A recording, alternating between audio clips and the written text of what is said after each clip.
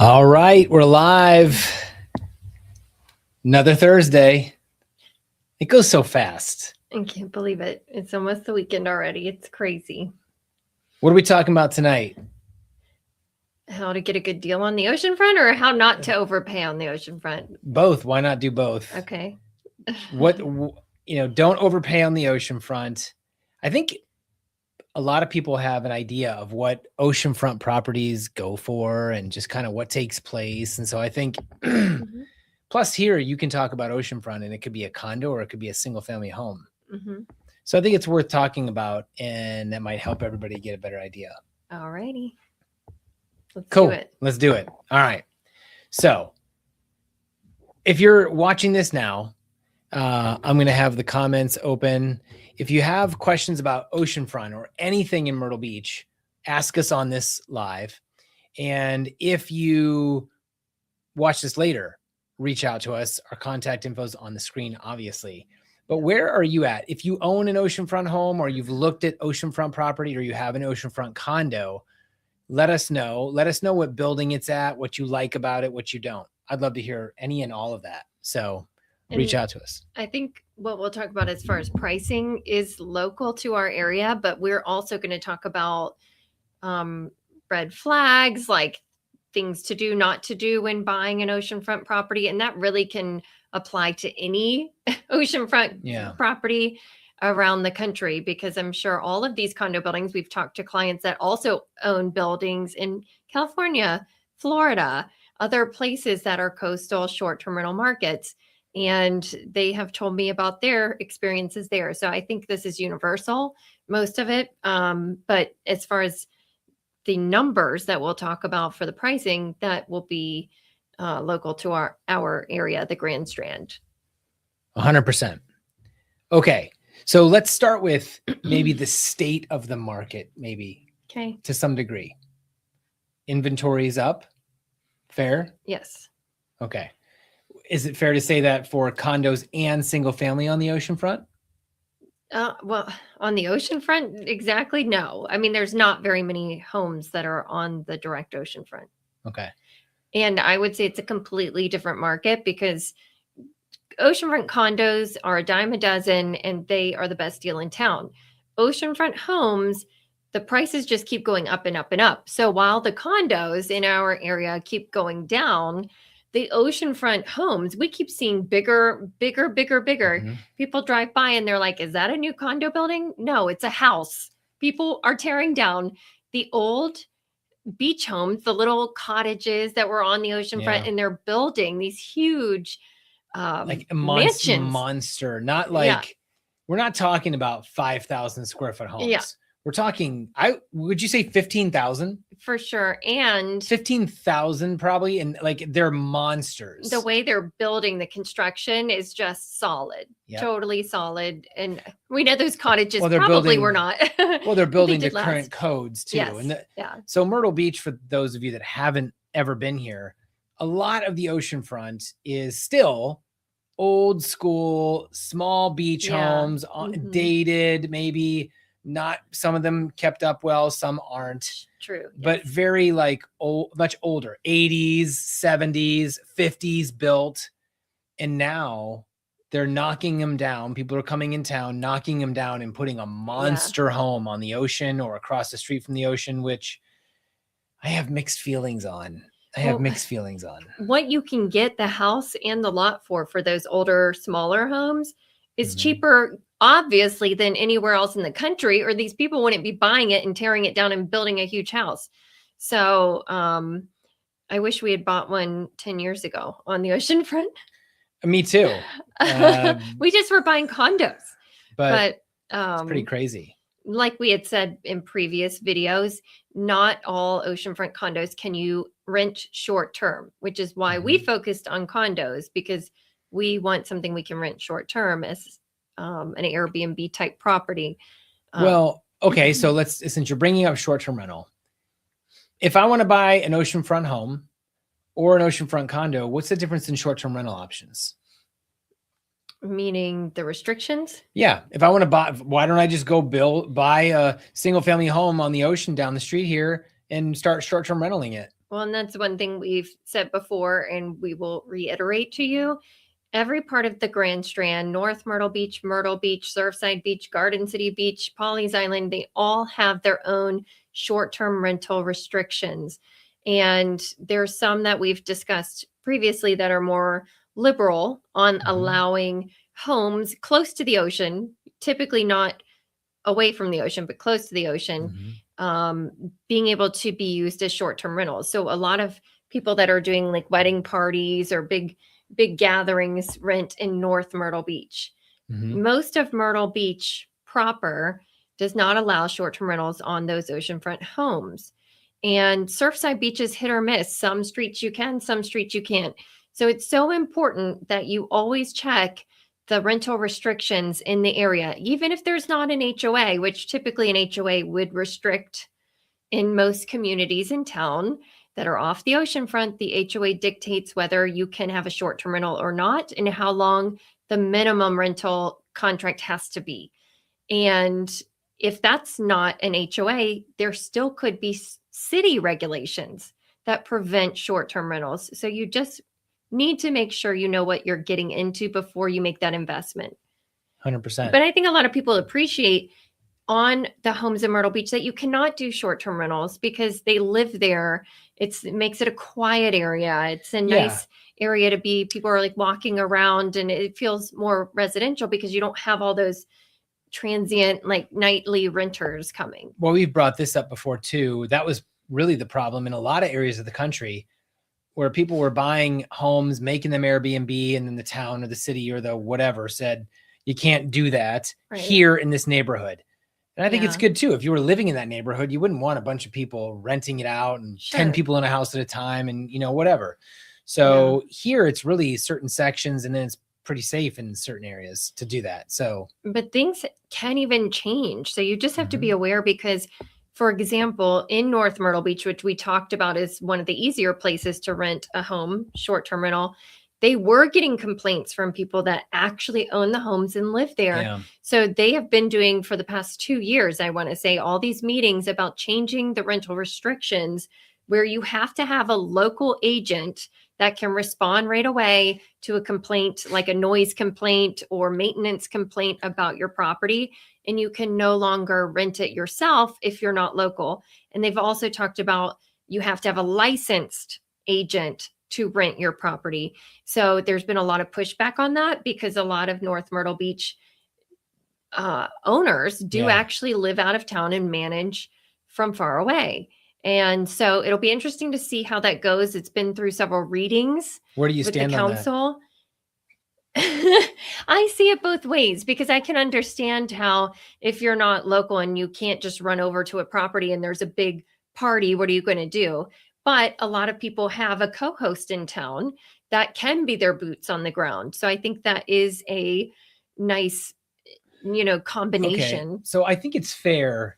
I think it's fair to say, hey, if you're going to rent out and you don't live in town, you need somebody like a rental management company. You can't rental manage it from out of town. You have to have a company that can respond. That's realistic. Yeah. Other than that, don't tell me what I should do with my property. It's just because there's been so many complaints. Fine. And then they can't get in touch with the owner and I think resolve these. And I guess it's such a big issue that they've brought this to the council. If you're a moron and you rent your place out and you're not in town and you can't help your clients or customers, that's on you. Well, but if I have a place and I have a rental manager, that's fine. You can't make me do anything else. Like I'm not about that. Well, that's why they have all these readings and they ask for the community response and all this before making decisions. But it's just one thing you have to be aware of. And like we've talked about before, there's even condo buildings in town that the HOA allowed short-term rentals. And then the HOA voted to change the bylaws and no longer allow short-term rentals. Yeah, but what kind of condos? Where are we? We're talking about in Barefoot. Oh yeah, or off the ocean. I mean, I can't see a condo building on the ocean front doing that. Yeah, so you're pretty safe if you're on the ocean front. Well, pretty safe. There's no guarantees in life, but yeah, I would say if you really want to be as safe as possible, that your short-term rental is not going to change, it would be a condo on the ocean. Yep. That would be probably the safest way to go.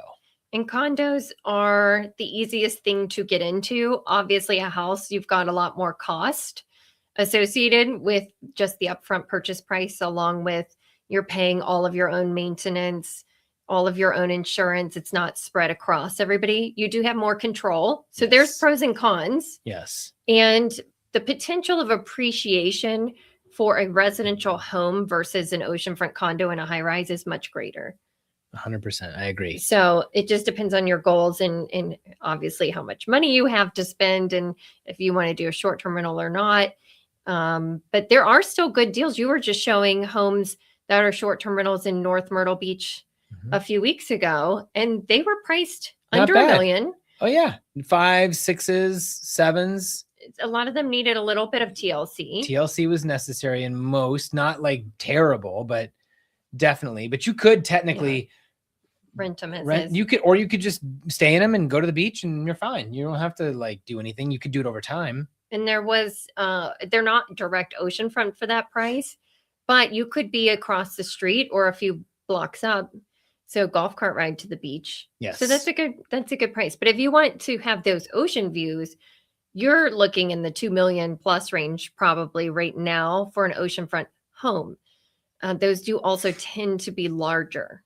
Yep. The homes on the oceanfront. So condos are easier to get into. You've got 1-bedrooms and efficiencies in the 100s and up. So, but let's talk about that because Which part? well, I have a lot of clients call and they want to buy in a certain buildings because it's so cheap. Yes. And I have to tell them, do you think there's a reason they're this much cheaper than everything else? Yeah, they just want to. They just care about us, and they want us to have a great deal. There's maybe some hidden red flags about a building. So to avoid overpaying upfront, you might think you're getting a great deal, but over time, you realize you've got yourself into a big mess. So you need to do your due diligence before buying any oceanfront property because those properties take a lot of beating from the salt air, the ocean, the hurricanes, Renters, the people, coming in and out. I mean, there's a list of things, and it kind of goes along with, and it's just in general to make sure you get the best price. Yeah. It's like what the rule we say when you're buying property: if it doesn't cash flow before you buy it, you don't buy it. It's the same thing when you're buying a property here on the ocean or anywhere. It's, hey, let's do the due diligence ahead of time. Let's find out the problems ahead of time. Yeah. Anything you can before you actually purchase. We've talked about that before, but that's a big part of it. Yeah. So I mean, looking at the HOA's budget, how are they funded? Are they barely making it by? Because if that's the case, anything that comes up, they're going to assess the homeowners on top of your regular HOA payments. Yes. Do they do a structural engineering assessment and have somebody come out and take a look at the building or not? It's not required at this point, but some HOAs have chosen to do that. If not, and they haven't ever had one done, that would be very scary. Well, yeah. And there's also deferred maintenance. And that's a lot of the buildings, and especially ones that you see for the good prices. Maybe they changed hands, like those front desk companies changed hands several times, and then suddenly the buildings go to disrepair. Nobody's there on site, like keeping up with them like they used to. Yep. Or they're getting older and nobody's updating the building or getting those reports to see what's wrong. And we've talked about the Renaissance Tower as being one of the worst case scenarios where the city came and they did an inspection. They told everybody to get out during the inspection, and then they never let them back in for over 6 months. Some people were living there. They had medicine, computers. I mean, everybody just left and they were never allowed back in until these structural issues were fixed. That is a worst case scenario. But again, we're just saying things that you could. It could happen. Do your due diligence before you purchase. That's right. And not just do your due diligence, but you need to do your due diligence. Part of that process, means get someone who knows what the heck is going on, or a realtor. Yes, like somebody who knows what the heck is going on with the oceanfront. They know what you got to look at, the numbers, the documents. And we've had so many stories on our own. So it never ends. We could go on. We could do an hour show on stories that we've had to deal with. So maybe we should do that sometime. That would be fun. No, we should do that. Well, but fun, and I might cry and I might laugh. We've done our due diligence on buildings before we buy them and still had some issues come up that were unforeseen. And so at the end of the day, we can just guide you on things really to look at, to try to cross all your T's, dot all your I's. But you have to understand that an oceanfront condo can potentially have assessments that come up out of the blue, or things, construction needs. Like one of our buildings, we had the balcony shut down for over half the year, including most of the summer. And that was a bummer, on top of huge assessments out of nowhere because of that. So we have lived it for sure.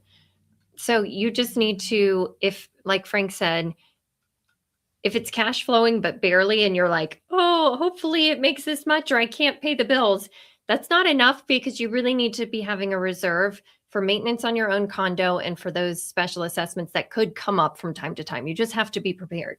Absolutely. We just got notice that we have a $15,500 bill coming up on one of our condos.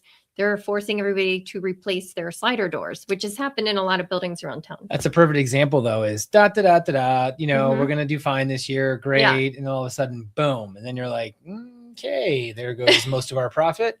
We were just talking about how this year was starting off strong and it's great. And then we just went to that meeting last weekend and I was like, burm, burm, burm. But that's the industry. That's how it goes. And so, that's real estate too. So things happen, whether you have a single family home or a condo or whatever. So just the way it goes, you got to be prepared for it. Wouldn't you say that having a special assessment and the HOA fixing things or requiring things is actually better than the HOA dues never going up, and then all of a sudden your building is in disrepair? I would say it's better, but you can go to the extreme both ways, right? You could be extreme on, hey, we're just going to always be ahead of things. And it's like, well, that's not necessary yet. Then there's the extreme of, let's not do anything and save money. So it's like both, right? You got to find that happy medium with the homeowners and for the building. So you don't have all this deferred maintenance. You have a good plan. And that's tough. But yes, I do. I think I'd err if I had to pick one. I'd pick the people that are doing more than they needed to. But yeah. Well, we've seen around town a lot of times where HOAs boards of the past had a bad habit of, we don't want to raise the dues. We don't want to raise the dues. And they weren't collecting for future things that they knew for a fact were going to come up. Every so many years, the building elevators have to be replaced, the roof, the waterproofing, these things are happening. And so they weren't preparing for those because they wanted to keep the dues down, and they're just kicking the can for future homeowners to pay those costs. Yeah. Because you might walk into it and it's your first year and then boom, you've got the bill for everything that everybody else got a free ride on. 100%. So, and that's the same thing with a single family home on the ocean. Definitely. Right? Yeah. Like it's going to have maintenance, but that's a little bit different because you just do the normal things you would do on a regular single family home. Have an inspector, you'd have an idea of what you're getting into, but salt air plays a role, right? But you still have to, I would say it is fair to realize in a normal single family home, you have upkeep, right? You have maintenance you have to do on a regular basis. And it might be more on an oceanfront property because of the salt air, because of the oceans right there. And there's moisture levels that are different and it's all kinds of stuff. Yeah. So I would say that's also plays a role. You have, I think the biggest difference, pro and con, is in a condo, you have the HOA board really making those decisions and taking care of that for you. The pro is that's nice. It takes all the responsibility off you. Somebody else is handling it, maintaining your property. The con is if you get a bad HOA board, they could be letting your investment, your property go down the drain. Versus the home, the con is you do have to take care of all the maintenance and you're in charge of that and scheduling everything. But the pro is that you are in control and you are making sure that you're maintaining that property correctly. And there's no surprises except for like a storm or something random coming up. But 100%. For sure, you need to budget not only for your bills, but a contingency fund, because every year, even having a condo, all of our condos, we keep money every year. And in the off season, we do the same maintenance every year to our condos so that they stay looking nice, because we know there's things that come up every year that we're going to have to fix. But also homes that we've sold on the ocean, It's the same thing for them, right? When Door handles are door rusting. handles are rusting, it's HVAC doesn't almost last as all of it long. is due to the ocean Yeah. air, almost all of it. So, but stuff you have problems. But also the quality of the ground, and you maybe have some different types of bugs and stuff. But for the most part, same stuff. Yeah. Yeah. So anyway, the point is just make sure you're looking at the overall picture, because when you're trying to get a good deal, sometimes a good deal on paper isn't the whole story. That's right. So that's the point of that whole conversation we just had, is to make sure to do your due diligence, because a good deal could depend on all of those other factors, not just the sales price you're getting the property for. Yes. Whether it's a home or not. I mean, I you could agree. go into a home and get a great deal, and then you realize like everything in the whole house basically needs to be torn down, 100%. So You got to do your due diligence ahead of time, bottom line. Yep. Price per square foot.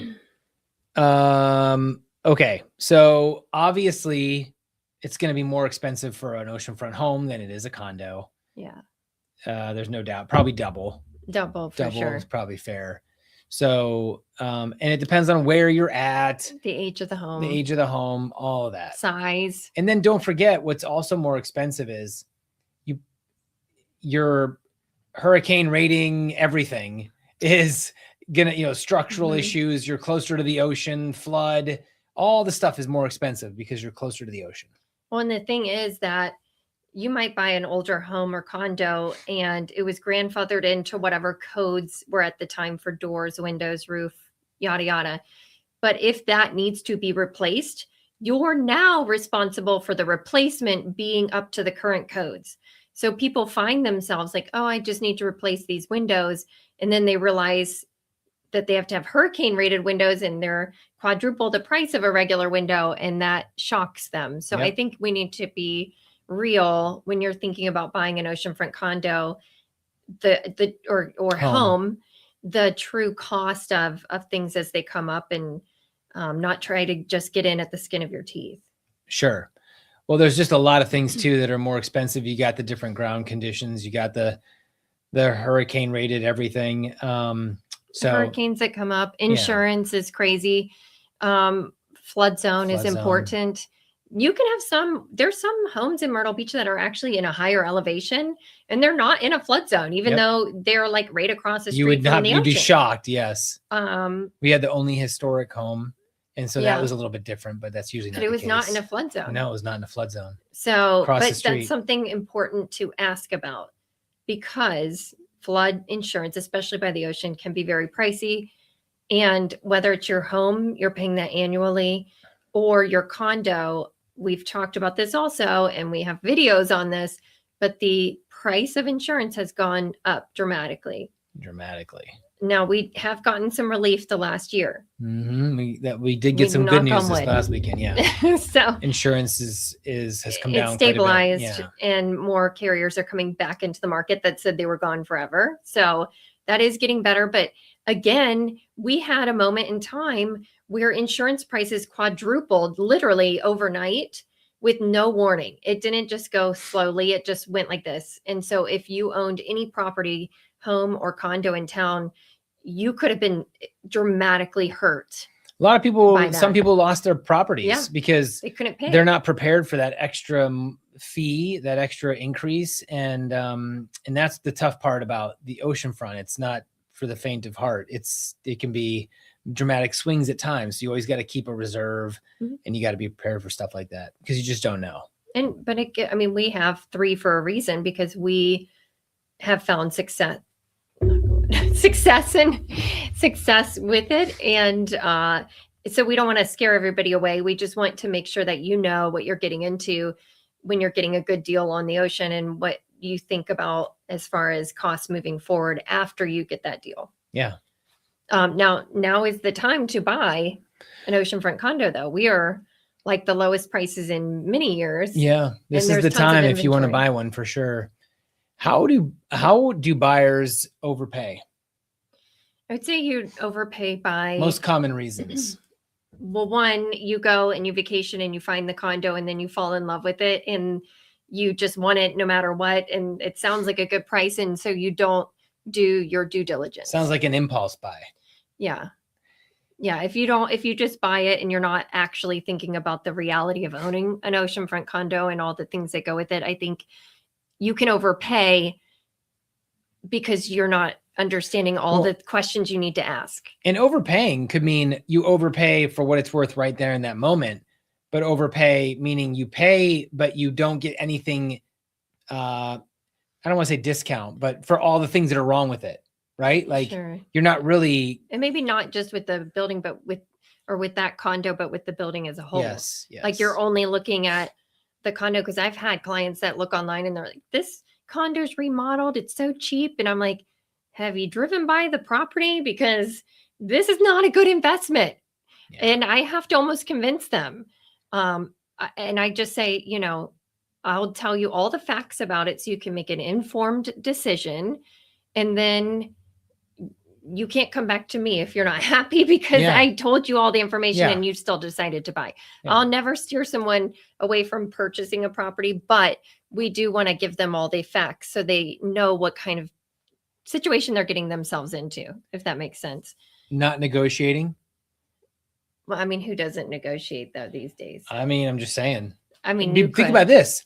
Right now, that would be a perfect time for someone to not negotiate, meaning people come from other markets and they're not negotiating because they're overbidding. And it's like that's what's going on in that market.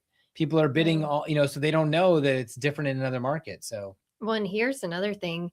We're getting into the summer season. And if a buyer tries to come in and make a killer deal during the summer season, most of the time sellers are not willing to negotiate because they're making so much money. You make from just say June to August, you make enough money to pay for the condo for the whole year. I mean, if you're doing it right. Well, I was going to say, correct what you just said. What Tiffany just said is they're making so much money. What she should be saying, or means to say probably, is that they are making most of their money in that time of year. Meaning like to pay for all the stuff that they got to pay for. But if they don't have to hold the property after the summer season, they make all that income. And instead of spending it on the fees due, maybe a mortgage, maybe HOA, maybe insurance in the off season, they just keep that in their pocket. So they have no motivation to give you a great deal during that time of year. Now, if you're talking about November and they're about to go into a season where they're not making that much money, sellers are more negotiable. So time of year does matter when you're trying to get a good deal. However, I do ask buyers, do you have the money to carry this during the off season? Because you might get a better deal in the off season, but then you have all the carrying cost until you start making the real money during the summer. Yep. Versus, let's say you make the deal in April, you close in May, and then you're maybe paying a little more upfront, but you're walking into all that income that's going to help you pay for your property throughout the year. So I think it's relative which one is a better deal. 100%. I agree. What else? We talked about not reviewing HOAs or rental debt. I mean, not really. You need to review the rental debt. That's due diligence. Yeah. I mean, we talked about that. So I think the other thing is that not all buildings are created equal or parts of town created equal. So you can't take a home that's sold in one area and say this other area is worth the same price. Does that make sense? Mm-hmm. Or a condo, even in this building that's 2 bedrooms, should be worth the same as another building that's 2 bedrooms.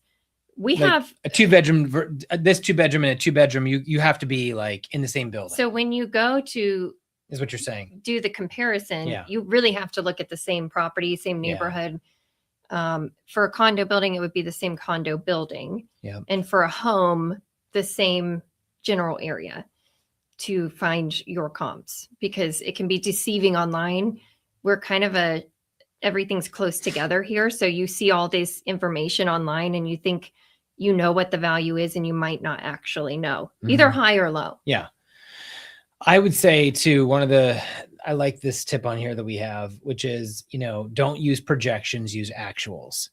This really comes into play on any investment property, whether it's multifamily, oceanfront condos, single family homes. You can't go off of what somebody else does. And we have this, I'm actually having this conversation a lot right now. Someone wants to see so much history, but that doesn't matter because that person that owned it before you may not have done a great job. So it's not, that's not an accurate projection of what it can do. Second is anything that's a projection means nothing. It hasn't happened yet. So it doesn't mean anything. So the only thing you can go off of in multifamily, what they say is give me the last 12, trailing 12 and the worst year ever is really what people should be looking at, not a pro forma, which is what we're talking about here. So am I looking at the last 12 months, which is the most realistic, and then the worst year it ever had? But if you look at a projection, that just means nothing. Yeah, but that's kind of like, what? You know, you're saying one thing and another thing. What do you mean? Because we're saying that not all rental income histories are created equal, because every Correct. homeowner is renting it. We have some homeowners that use it all like half the summer because they really don't care about making the income. And then we have some that they never use it. They just use it as a pure rental property. So those two properties could be the exact same and make totally different income. For sure. There is some really great better rental agencies in town and some not so good ones in town. And that can make a difference. Are you doing it yourself from out of state and you don't really know what you're doing? Are you here locally making sure everything's good? What percentage do they take? There is so much that goes into that. So when you're only looking at a property and wanting the rental information for that one property, a lot of times it doesn't tell the whole story. Agreed. So projections at some point, you have to look at the greater picture, I feel like, not just that one property, because you know basically what that type of property can make if it's rented correctly. I would agree. So it's like so what do you because you said you can't base it on projections. What's your problem with me? Can't rely on what is your stuff. problem? I'm just calling it out. I'm just saying that if you're going to use numbers, you want to use the ones that are most recent to give you a guide. I'm not saying it's accurate or it's the best case. I'm just saying you got to use real numbers rather than fake numbers. That's, I guess, my point. Projections or pro formas are fake. Well, hasn't happened yet. Companies online that do, I always like comparing apples to apples. So they take all of the actual data from all the properties that are similar around that property, and they tell you what you should make based on similar properties, what they have actually done. Yeah. But if you put in 3 properties into that, you know you're getting the same apples to apples information versus 3 different homeowners that could have been renting it completely different. And we do have also people that own it and they don't rent it. There is no rental income history. Yeah. So sometimes it's just not available, and that happens more than you think. And so if you want to see numbers, you might miss out on that great property that's in better condition because it's been kept in the family, or who knows, whatever, or they just live there. Yeah. And so it'll never pop up on your radar. So it's not everything. Yeah. You have to just get as much information as you can to make an informed decision again. And then, go from there. And I tell people also, you could go and purchase a property that's made $50,000 and then you change rental agents and you make $20,000. Yep. It could go both ways. Yeah. So 100%. Anyway, that's just something that you should be aware of when you're getting into it. I think that covers most of the things on the investment tips. Do we miss anything? I know we could talk for days, but we do have a function we have to get to tonight. So tonight we have to cut our live a little bit short, but we would love to talk to you more. If you're interested in finding a great deal on the oceanfront, we can help guide you to properties that might be a good deal, but still a good property. Yeah, for sure. And there's some other tips that we, didn't get a chance to get to, but I think at the end of the day, we covered most. But the bottom line is you just really, the best thing to do is do your due diligence. Take your time. You don't need to jump into it in a rush and have a professional in your corner or somebody that knows the market and knows the product. It's really important because you could be an agent from somewhere else and come here and you just don't know. And I wouldn't expect to know any other place I went. I might have an idea, and just because I have a background in real estate, but I'd still want someone professional that knows the market. and we've seen this before also, but our first condo here, we both were licensed agents for many years, but we still hired an agent locally. Yep. Because we honestly were buying an oceanfront condo and we didn't know, and we're real estate agents. So, but I think the bottom line you have to ask yourself is, what is a good deal to you? Is it just the price? Is it the potential for appreciation over other properties? Is it how much money you're going to make in cash flow? What makes a good deal to you? Because it's not always the same thing. It's not always just price. I think that's a really good point. I think everybody comes when they're purchasing any property where there's a lot online. There's a lot of content online about deals and steals and how to, what to pay for X, Y, and Z. The bottom line is it matters what you want to do with it and what the goal is. Now, the numbers matter. And if you're going to rent it, then yes, it has to cash flow. Like that's pretty simple. And in the past, it's been very difficult to make things cash flow in the last couple of years, especially like multifamily and stuff like that. But, you have to work the numbers and see what would it take? Would I have to put 50% down in some cases? Yeah. Maybe not finance. Maybe you need to save up and just pay cash. Or maybe, because of other factors, it might make sense to still do it. So I think you do need to answer that question. I think that's a fair point. Yes, because a good deal is not the same for everybody. So 100%. That's what we need clarification on. If you do want to chat, we can help you reach your goals to getting a good deal. And the last point I want to say is something off of what you just said. You have time now to do diligence. Do diligence. That's a tongue twister. You're like 3 years, 2022, 2021, you couldn't do due diligence on the oceanfront. No. You could not get an oceanfront condo. They were flying off the shelf and you had to pay over asking and you didn't have time to really think about it, dive into the HOA documents. I mean, it was a crazy time. So I would say as far as a good deal on the oceanfront right now, it's a great time because you can do all of that due diligence and make sure you truly are getting a good deal and not just thinking you're getting a good deal. Yeah. And I think, I'm not going to get into being a prognosticator, but we don't know where the market is. we don't know where the market's going to go this year. So yeah, it's always a risk. Yeah. But I mean, like we've got a lot of crazy stuff going on in the economy. Mm-hmm. So I think, would you think it's fair that like the first thing that goes is people don't buy vacation properties if the economy is not great? I think that's been the way for the last several years because the interest rates have been so high. That too. So I think now that the interest rates are lower on the oceanfront, it's opening up for buyers that may not care. And also the best time to get a good deal is when everybody's running away. So Look if everybody's dropping down, Tiffany's dropping cold facts. Look at that saying. Oh my gosh. When there's blood in the streets, I like it. So that might be a reason to get a good deal right now. All right. Now we'll leave it at that. We'll leave it at that. If you have questions, reach out to us. We'd love to hear. If you have any experience on the oceanfront buying condos or single families, we'd be love to answer your questions. Yeah. We just want to make sure you have, and then you can make informed decisions out here if you decide to do that. So next week we'll have a fun topic and we're excited about it. So if you have any other questions, reach out. Otherwise, we'll see everybody next week. Later. All right.